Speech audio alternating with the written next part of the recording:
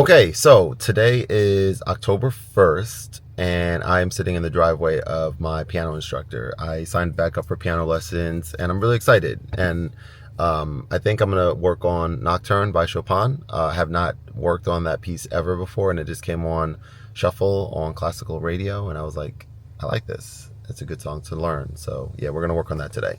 But that's not what we're here today to talk about. We're here today to talk about what is in this bag right here. And I told you guys, can we pull this back a little? Yeah, okay.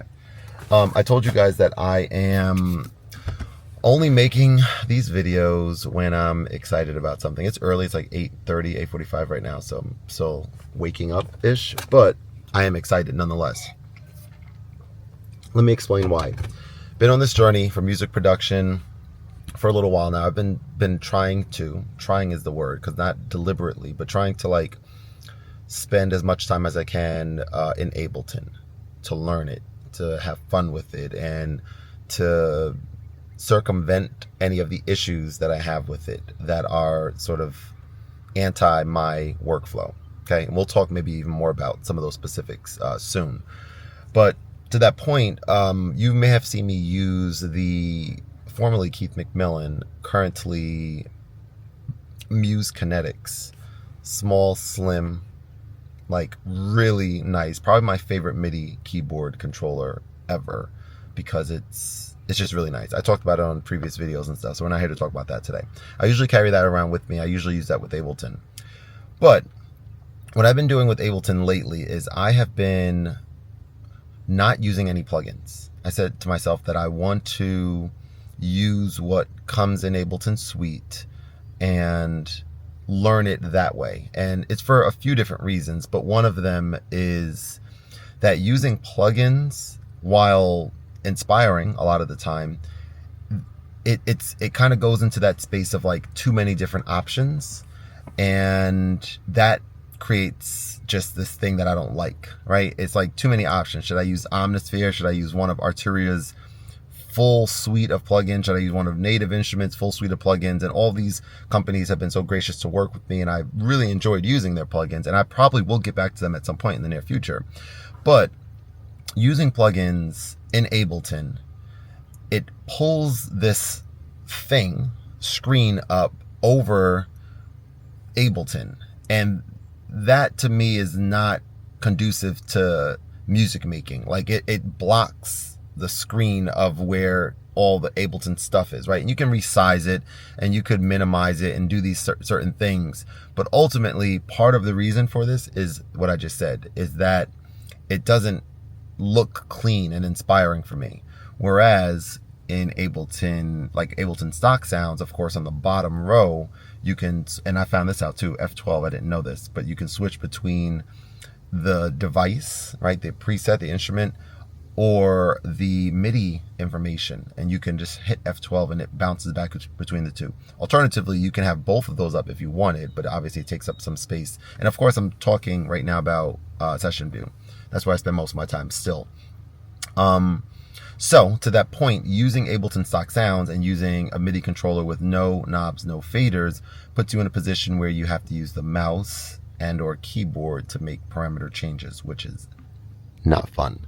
It's not fun to do. I don't like it.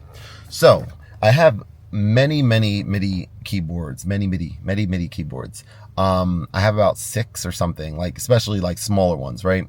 And this one from Arturia, I'm going to take out and show to you. It was the one in that bag that I showed you. Just give this a second because it's going to sound like loud when I open this. And it's just funny how, before I take this out and show it to you, it's just funny how, like, depending on your current workflow and situation and what you're trying to do, it will dictate what makes sense. So in an effort to not be in a position where, because essentially there was a time where I was questioning whether or not this MIDI controller I'm about to show you worked for my workflow, because it kind of didn't, right? I was using maybe Ableton Move as a MIDI controller with Ableton, or I was using the larger version of this and using Ableton, like the 61 key, I think, yeah, 61 key version of this that I have at home, and using Ableton in more of a, full-on studio setup. And I was just like, I don't carry this around with me because it's about 4 times the size of the Keith McMillan. It's like twice as thick and maybe 2 times as tall, if you will. So it just didn't seem to make sense. But yesterday, I was like, oh my goodness. Now that I'm using, and also let me say one more thing. At that time, I was not using stock sounds in Ableton, right? I was using sounds in Omnisphere and sometimes Arturia, and Arturia would make sense with this as well. But I was using sounds a lot in Omnisphere at the time, and I was in Omnisphere, the way that worked with me, I would just shuffle all of the sounds, and that would bring me inspiration. Like, I really enjoyed that thoroughly. I would just shuffle and find a sound, keep going down, and it would just be random sounds, whether it's bass, piano, whatever. It didn't make a difference. So I really enjoyed that. So now we're in a place where we're not doing it anymore. We're using Ableton sounds, and sometimes I want to tweak them.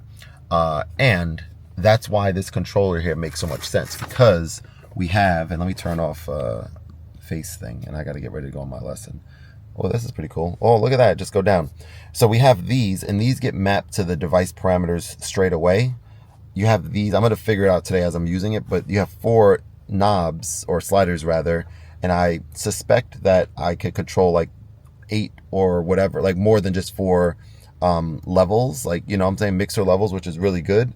And so, yeah, I'm going to explore using this today and see how it feels. But I suspect that it's going to be really, really helpful for tweaking sounds, which is what I like to, you know, be able to do. Undoubtedly, using this controller here with Arturia sounds is a really strong win, because it maps super well with Arturia's, you know, native sounds.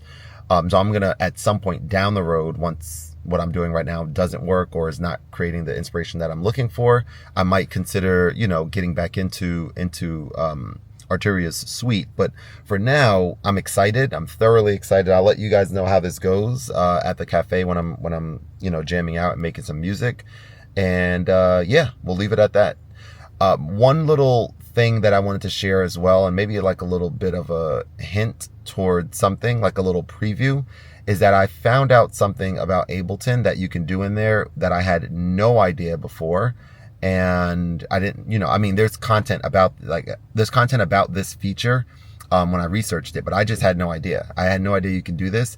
I'm not going to tell you what that is right now, because I want you guys to stay tuned for the next video. But in the next video, I will be showing you what that feature is, and it's made my life so much better when it comes to using Ableton in session view or arrangement view.